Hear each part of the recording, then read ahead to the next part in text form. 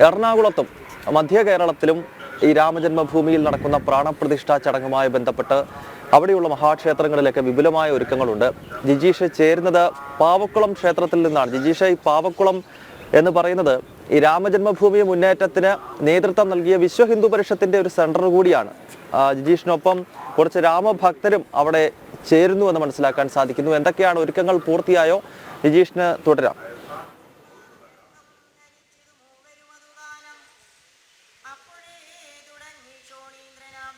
ഗൗതം, ജിഷ്ണു പറഞ്ഞതുപോലെ തന്നെ വലിയ തോതിൽ ഒരു ആഹ്ലാദങ്ങളുടെ നടുവിലാണ്. കാരണം അവരെ രാമഭക്തരെ സംബന്ധിച്ചിടത്തോളം, ഭക്തരെ സംബന്ധിച്ചിടത്തോളം അവരുടെ ആത്മ സംതൃപ്തിയിൽ അല്ലെങ്കിൽ കാലങ്ങളായുള്ള ശ്രീരാമക്ഷേത്രം യാഥാർത്ഥ്യമാകുക എന്നൊരു പ്രാർത്ഥനയിൽ തന്നെയായിരുന്നു അവരെല്ലാവരും ഉണ്ടായിരുന്നത്. ആ ഒരു പുണ്യദിനമാണ് വന്നു ചേരുന്നത്, പ്രാണപ്രതിഷ്ഠാ ദിനം. അത് എങ്ങനെയെല്ലാം ആഘോഷമാക്കി മാറ്റാൻ കഴിയുമോ അതിൽ എല്ലാ തരത്തിലും ആഘോഷമാക്കാനുള്ള ശ്രമങ്ങൾ തന്നെയാണ് നടക്കുന്നത്. എല്ലാ ക്ഷേത്രങ്ങളിലും എറണാകുളം, കൊച്ചി മഹാനഗരത്തിൽ മാത്രം 110 ക്ഷേത്രങ്ങളിൽ നാളെ പ്രത്യേക പരിപാടികൾ സംഘടിപ്പിച്ചിട്ടുണ്ട്. ഒപ്പം തന്നെ ഭജനയുണ്ട്, പാരായണമുണ്ട്, ഒപ്പം മറ്റു ചടങ്ങുകളുണ്ട്. തത്സമയം ദൃശ്യങ്ങൾ, പ്രാണപ്രതിഷ്ഠ നടക്കുമ്പോൾ അതിന്റെ തത്സമയ ദൃശ്യങ്ങൾ കാണിക്കുന്നതിന് വേണ്ടി ജനൻ TV പ്രദർശിപ്പിക്കുന്നതിനുള്ള ഒരു സജ്ജീകരണങ്ങൾ തന്നെയാണ് ഈ 110 ക്ഷേത്രങ്ങളിലും ഒരുക്കിയിരിക്കുന്നത്. അങ്ങനെ ഒരേ സമയം വിശ്വാസികളെ സംബന്ധിച്ചിടത്തോളം അവരുടെ കാത്തിരിപ്പിന് ഒരു വിരാമമാകുന്നു. നമുക്ക് അറിയാം, അവിടെ രാമായണ പാരായണമെല്ലാം ക്ഷേത്രത്തിൽ പുരോഗമിച്ചു കൊണ്ടിരിക്കുന്നു. ഒപ്പം തന്നെ നിരവധി ഭക്തർ ക്ഷേത്രത്തിലേക്ക് എത്തിക്കൊണ്ടിരിക്കുന്നു. നാളത്തെ ആ പുണ്യ നിമിഷത്തിന് വേണ്ടി തന്നെയാണ് അവരെല്ലാവരും തന്നെ എത്തുന്നത്. നമ്മളോടൊപ്പം നിരവധി വിശ്വഹിന്ദുപക്ഷത്തിന്റെയും ഹിന്ദു ഐക്യവേദിയുടെയും എല്ലാം പ്രവർത്തകരും ഭാരവാഹികളും വിശ്വാസികളും എല്ലാം തന്നെയുണ്ട്. ഇത് പങ്കെടുക്കുന്നതിന് വേണ്ടി ശബരിമല കർമ്മസമിതിയുടെ ദേശീയ ജനറൽ സെക്രട്ടറിയും VHPയുടെ മുൻ സംസ്ഥാന അധ്യക്ഷനുമായ STR കുമാർ, ഒപ്പം തന്നെ VHP ജില്ലാ അധ്യക്ഷൻ ശ്രീകുമാർ വയലിൽ, ജില്ലാ secretary PK Jayesh, joint secretary C Nandakumar അടക്കമുള്ള ഭാരവാഹികളെല്ലാം തന്നെ നമ്മളോട് ഒപ്പമുണ്ട്. തീർച്ചയായും നമുക്ക് അവരോട് തന്നെ ഈ ഒരു ധന്യ നിമിഷത്തെ കുറിച്ച് ചോദിച്ച് അറിയാൻ കഴിയും. കുമാർ സാർ, ഒരു വലിയൊരു ആഹ്ലാദ നിമിഷത്തിലാണ് നമ്മളെല്ലാവരും തന്നെയുള്ളത്. കാലങ്ങളായ ഹൈന്ദവ ജനതയെ സംബന്ധിച്ചിടത്തോളം ഒരു ആത്മാഭിമാനത്തിന്റെ നിമിഷമാണ് വർഷങ്ങൾക്ക് ശേഷം വന്നു ചേരുന്നത്. എങ്ങനെയാണ് ഈ ഒരു അസുലഭ നിമിഷത്തെ കാണുന്നത്? തീർച്ചയായിട്ടും നമ്മുടെ ഈ ജന്മത്ത് സംഭവിക്കാവുന്ന ഏറ്റവും അസുലഭമായ ഒരു സന്ദർഭമാണ്. വരാൻ പോകുന്ന മുഹൂർത്തങ്ങൾ പറഞ്ഞറിയിക്കാൻ പറ്റാത്ത തരത്തിൽ ആഹ്ലാദകരവും അതുപോലെ തന്നെ ആധ്യാത്മികതയിൽ നിറഞ്ഞൊഴുകുന്ന ഒരു കാഴ്ചയുമാണ് ഭാരതത്തിൽ മാത്രമല്ല ലോകമെമ്പാടും നമ്മൾ കാണുന്നത്. അതിലെനിക്ക് പറയാനുള്ള പ്രധാനപ്പെട്ട കാര്യം, നമ്മുടെ ബഹുമാന്യായ സർക്കാരുവാജി ദത്തത്രേയ ഹോസ്പിറ്റലേജി കഴിഞ്ഞ ദിവസം വിശ്വഹിന്ദു പരിഷത്തിന്റെ ഒരു പുസ്തക പ്രഭാഷണത്തിന് പറഞ്ഞൊരു കാര്യം വളരെ പ്രധാനമാണ്.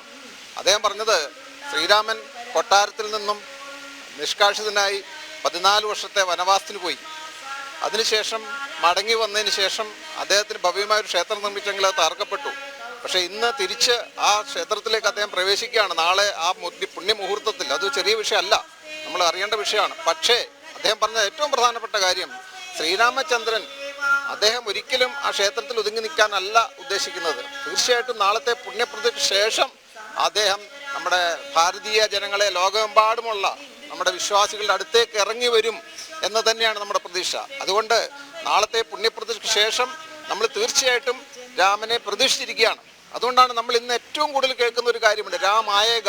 പലപ്പോഴും പലരും ചോദിക്കുന്നുണ്ട്, രാമായേക എന്ന് പറയുന്നത് എങ്ങനെയാണ്? രാം ഇല്ലേ? ഉണ്ട്. നമ്മൾ അത് ഉദ്ദേശിക്കുന്നത്, അദ്ദേഹം പൊതുസമൂഹത്തിലേക്ക് രാമൻ ഇറങ്ങി വരുന്നു, നമ്മളുടെ ഓരോരുത്തരെയും ജീവിതത്തെ സ്പർശിക്കാൻ പോകുന്നു, ഭാരതത്തിന്റെ എല്ലാ മേഖലകളും സ്പർശിക്കാൻ പോകുന്നു. തീർച്ചയായിട്ടും ഇനിയും വരാൻ പോകുന്ന ദിവസങ്ങൾ അത്യുന്നതിലേക്കുള്ള ഒരു നടപ്പാണ്. നമ്മളെല്ലാം സ്വപ്നം കണ്ട പോലെ ഭാരതത്തിന്റെ ഒരു സുവർണ്ണ വർഷം വരാൻ പോവാണ്. സോനയ്ക്ക് ചിടിയ എന്ന നിലയിലേക്ക് നമ്മുടെ ഭാരതം ഉയർത്തപ്പെടും, യാതൊരു സംശയവും അക്കാര്യത്തിലില്ല.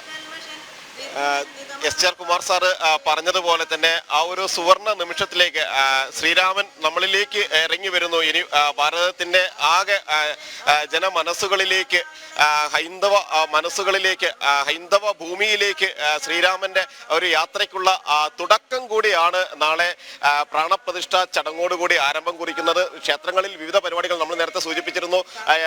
നിരവധി ക്ഷേത്രങ്ങളിൽ പ്രത്യേക ചടങ്ങുകൾ സംഘടിപ്പിച്ചിട്ടുണ്ട്. ആദ്യം എത്ര ക്ഷേത്രങ്ങളുടെ എണ്ണം കുറവായിരുന്നെങ്കിൽ അല്ലെങ്കിൽ പിന്നീട് വലിയ തോതിൽ എല്ലാവരും ഒരുപോലെ തന്നെ ഇതിന്റെ ഭാഗമായി മാറുന്നു, ഒരുമിച്ച് വരുന്നു. വിവിധ സമുദായ സംഘടനകൾ പ്രാണപ്രതിഷ്ഠയ്ക്ക് പിന്തുണയുമായി വരുന്നു. അവരെല്ലാവരും തന്നെ തങ്ങളുടെ ക്ഷേത്രങ്ങളിൽ, തങ്ങൾ നടത്തുന്ന ക്ഷേത്രങ്ങളിൽ അവിടെ വലിയ വിപുലമായ പരിപാടികൾ നടത്താമെന്ന് പറഞ്ഞ് മുന്നോട്ട് വരുന്നു. അങ്ങനെയാണ് മഹാനഗരത്തിൽ മാത്രം 110ഓളം ക്ഷേത്രങ്ങളിൽ പ്രത്യേക പരിപാടികൾ സംഘടിപ്പിക്കുന്നത്. ഇതുമായി ബന്ധപ്പെട്ടുകൊണ്ട് ശ്രീകുമാർ വയൽ സാർ, ഇതുമായി വിശ്വഹിന്ദു പക്ഷത്തിന്റെ ഭാഗമായി പരിപാടികൾ സംഘടിപ്പിക്കുന്നുണ്ട്. ഒപ്പം തന്നെ ക്ഷേത്രങ്ങളിൽ എന്തെല്ലാം പരിപാടികളിൽ ചടങ്ങുകളാണ് ഇതുമായി ബന്ധപ്പെട്ട് നടത്താൻ നമ്മൾ ഉദ്ദേശിക്കുന്നത്? നമ്മൾ എല്ലാ ക്ഷേത്രങ്ങളും എറണാകുളം ജില്ലയിൽ മാത്രം ഏതാണ്ട് 50ഓളം ക്ഷേത്രങ്ങളിൽ രാവിലെ മുതൽ രാമായണ പാരായണങ്ങൾ, രാമന്ത്ര ജപങ്ങൾ, പ്രത്യേക പൂജകൾ, അത് കഴിഞ്ഞ് ഉച്ചയ്ക്ക് ശേഷം എല്ലാവരോടും കൂടിയ സമൂഹ പ്രാർത്ഥന, കൂടാതെ അന്നദാനങ്ങൾ, വൈകുന്നേരം ദീപക്കാഴ്ച മുതലായ കാര്യങ്ങളാണ് ഇപ്പോൾ നമ്മൾ പ്ലാൻ ചെയ്തിരിക്കുന്നത്. 2024 ജനുവരി 22 ഭാരതീയരെ സംബന്ധിച്ചിടത്തോളം ഒരു രണ്ടാമത്തെ സ്വാതന്ത്ര്യ ദിനമാണ്. നമ്മുടെ ബഹുമാന്യ പ്രധാനമന്ത്രി മോദിജി പറഞ്ഞ പോലെ ഒരു ദീപാവലി, നമ്മൾ ഒരു കൊല്ലത്തിൽ രണ്ടാമത്തെ ദീപാവലി ആഘോഷിക്കുന്നു എന്നുള്ള നിലയിലേക്കാണ് ഇന്ന് കാര്യങ്ങൾ പോയിക്കൊണ്ടിരിക്കുന്നത്. സനാതന ധർമ്മത്തോടുള്ള ഇന്ന് ഇന്ത്യയിൽ കാണുന്ന ഒരു അസഹിഷ്ണുത, അതിനുള്ള ഒരു പ്രത്യേക മറുപടി, ഒരു കൃത്യമായ മറുപടി ഈ രാമക്ഷേത്ര പ്രാണപ്രതിഷ്ഠ നടക്കുമ്പോൾ ജനങ്ങളിലേക്ക് എത്തിച്ചേർന്നു കഴിഞ്ഞു, എത്തിച്ചേരും എന്ന് തന്നെയാണ് നമ്മൾ ഉറച്ചു വിശ്വസിക്കുന്നത്. നമ്മുടെ രണ്ടാമത്തെ സ്വാതന്ത്ര്യം 1947 സ്വാതന്ത്ര്യത്തിന് ശേഷമുള്ള നമ്മുടെ യഥാർത്ഥ സ്വാതന്ത്ര്യമാണ് 2024 ജനുവരി 22 നടക്കാൻ പോകുന്നത് എന്നുള്ള ഉറച്ച വിശ്വാസത്തിലാണ് ഞങ്ങളെല്ലാവരും പ്രവർത്തിച്ചുകൊണ്ടിരിക്കുന്നത്. പാവക്കുളത്ത് എന്തൊക്കെ പരിപാടികളാണ് ഇതുമായിട്ട് ബന്ധപ്പെട്ടുകൊണ്ട്? പാവക്കുളത്ത് നമ്മൾ നാളെ രാവിലെ 11 മണി മുതൽ 2:30 വരെ വിപുലമായ പരിപാടികൾ, പ്രാർത്ഥനാ യോഗങ്ങളും മറ്റും ചേരുന്നുണ്ട്. ഇവിടെ ലൈവ് ടെലികാസ്റ്റ്, ഇവിടെ പ്രാണപ്രതിഷ്ഠ പൂർണ്ണമായ ലൈവ് ടെലികാസ്റ്റ് നാളെയുണ്ട്. പിന്നെ അതിനുശേഷം അന്നദാനം നമ്മൾ ഇവിടെ പ്ലാൻ ചെയ്തിട്ടുണ്ട്. വൈകിട്ട് അവരും ഇവിടെ വന്ന് എത്തിച്ചേർന്ന് നല്ല രാമഭക്തർ ഇവിടെ എത്തിയിട്ട് ഇവിടെ മുഴുവൻ ദീപക്കാഴ്ചയും ദീപ അലങ്കാരവുമായിട്ടാണ് നമ്മൾ ഉദ്ദേശിക്കുന്നത്. എല്ലാ വീടുകളിലും ഈ സമയത്ത് 5 തിരിയുള്ള വിളക്കിട്ടിട്ട് അവിടെ ഒരു അയോധ്യ പോലെ, നമ്മുടെ വീട് അയോധ്യ പോലെ ആക്കിക്കൊണ്ട് വലിയൊരു ആഘോഷത്തിലേക്കാണ്.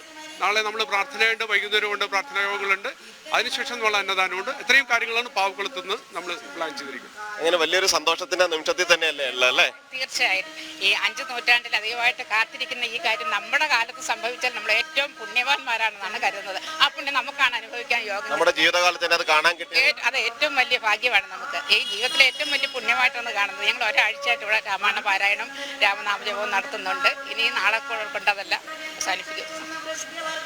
ജയേഷേട്ടാ, ജില്ലയില് എത്ര സ്ഥലത്താണ്, നഗരത്തെ സംബന്ധിച്ചിടത്തോളം എത്ര ക്ഷേത്രങ്ങളിലാണ് ഇത്തരത്തിൽ ചടങ്ങുകൾ നമ്മൾ അല്ലെങ്കിൽ മുന്നോട്ട് വന്നിരിക്കുന്ന എത്ര ക്ഷേത്രങ്ങളാണ്? ആദ്യമായി ഈ ഭവ്യമായ നാളത്തെ ചടങ്ങ് നടക്കുമ്പോൾ നമ്മൾ ഓർക്കേണ്ടത്, സ്മരിക്കേണ്ടത്, ഇതിനുവേണ്ടി ജീവൻ കൊടുത്ത നിരവധി കർസേവകരുണ്ട്. അപ്പോൾ അങ്ങനെ തൻ്റെ ജീവൻ നഷ്ടമാകുമെന്ന് കരുതിയിട്ട് കൂടി എത്രയും ഭവ്യമായ ഭഗവാൻ ശ്രീരാമചന്ദ്രന് വേണ്ടി തൻ്റെ ജീവൻ കൊടുക്കാൻ തയ്യാറായി കർസേവയ്ക്ക് പോയ ആളുകളെ നമ്മൾ സ്മരിക്കണം. അതോടൊപ്പം തന്നെ കർസേവയ്ക്ക് പോയി തിരിച്ചു വന്ന നിരവധി ആളുകൾ നമ്മോടൊപ്പമുണ്ട്. അവരെയും ഈ തരണത്തിൽ നമ്മൾ ആദരപൂർവ്വം സ്മരിക്കുന്നു. രണ്ടാമത് കൊച്ചി മഹാഭാരതത്തെ സംബന്ധിച്ച് വിശ്വഹിന്ദു പരിഷത്തിൻ്റെ സംവിധാനത്തിൽ സംഘവുമായി ചേർന്നിട്ട് 108 ക്ഷേത്രങ്ങളിലാണ്, ക്ഷേത്രം ഉൾപ്പെടെ നമ്മുടെ ചില സമുദായ സംഘടനകൾ, പ്രത്യേകിച്ച് ഹിന്ദു സമുദായത്തിൻ്റെ ഏകീകരണത്തിൻ്റെ ഒരു ഭാഗം കൂടി എന്ന രീതിയിൽ വിവിധ ഹിന്ദു സമുദായങ്ങൾ ഇന്നലെ രാത്രി 2 സമുദായങ്ങളോട് വിളിച്ചിട്ട് സംസാരിച്ച് ഞങ്ങളുടെ ഹാളിൽ ഞങ്ങൾ ലൈവ് പ്രദർശനം നടത്തുന്നുണ്ട്. അങ്ങനെ 110 ക്ഷേത്രങ്ങൾ സ്ഥലങ്ങളിൽ നമുക്ക് നാളെ കൊച്ചി മഹാനഗരത്തിൽ ഈ കാര്യക്രമം നടക്കും. എല്ലായിടത്തും ലൈവ് പ്രദർശനം ഉണ്ടാവും. ഭജന, മറ്റ് സാംസ്കാരിക പരിപാടികൾ, രാമായണ പാരായണം തുടങ്ങി നിരവധി കാര്യക്രമങ്ങളാണ് പല സ്ഥലത്തും പ്ലാൻ ചെയ്തിരിക്കുന്നത്. അതോടൊപ്പം തന്നെ ജനങ്ങളുടെ വലിയൊരു പങ്കാളിത്തം ഇത്തരം പരിപാടികൾ ഉണ്ടാവുമെന്ന് നമുക്കാണ്. ഒരുപാട് പേര് നമ്മൾ ഇതുവരെ അങ്ങനെ ചിന്തിക്കാത്ത ആളുകൾ പോലും വന്ന് നമ്മോട് സഹകരിക്കാൻ തയ്യാറായി വരുന്നൊരു കാഴ്ചയുണ്ട്. നാളെ 12 മുതൽ 12:30 വരെ എല്ലാവരും വീട്ടിലുള്ളവർ ശ്രീരാമമന്ത്രം ജപിക്കണം 108 തവണ. അതോടൊപ്പം വിളക്കുകൾ കൊളുത്തണം. ഈ പരിപാടി നടക്കുന്ന സ്ഥലങ്ങളിൽ എല്ലാവരും ഒരുമിച്ച് 108 തവണ ശ്രീരാമമന്ത്രം ജപിക്കണം ആ സമയത്ത് എന്നാണ് നിശ്ചയിച്ചിരിക്കുന്നത്. ശേഷം ഡെക്കറേഷൻ ഉണ്ടാകും. വൈകുന്നേരം മുഴുവൻ വീടുകളിലും സ്ഥാപനങ്ങളിലും ഒക്കെ ചിരാതുകൾ കത്തിച്ച് പുലർന്നു വരുമ്പോഴേക്കും കേരളത്തിലെ മഹാക്ഷേത്രങ്ങളൊക്കെ വളരെയധികം ലൈവ് ആയിരിക്കുന്നു എന്ന് വേണം വിശേഷിപ്പിക്കാൻ. പ്രത്യേകിച്ച് ജിജീഷ് കരുണാകരൻ റിപ്പോർട്ട് ചെയ്യുന്നത് വിശ്വഹിന്ദു പരിഷത്ത് എന്ന അയോധ്യ രാമജന്മഭൂമി മുന്നേറ്റത്തെ മുന്നിൽ നിന്ന് നയിച്ച ആ പ്രസ്ഥാനത്തിന്റെ കേരളത്തിലെ ഏറ്റവും പ്രധാനപ്പെട്ട കേന്ദ്രം കൂടിയാണ് പാവക്കുളം. അവിടെ നിന്ന് BHPയുടെയും ഹൈന്ദവ സംഘടനകളുടെയും പ്രതിനിധികൾ, രാമഭക്തർ എല്ലാവർക്കും ഒപ്പം നിന്നുകൊണ്ടുള്ള റിപ്പോർട്ടാണ് എറണാകുളത്ത് നിന്നും ജിജീഷ് കരുണാകരൻ പങ്കുവച്ചത്.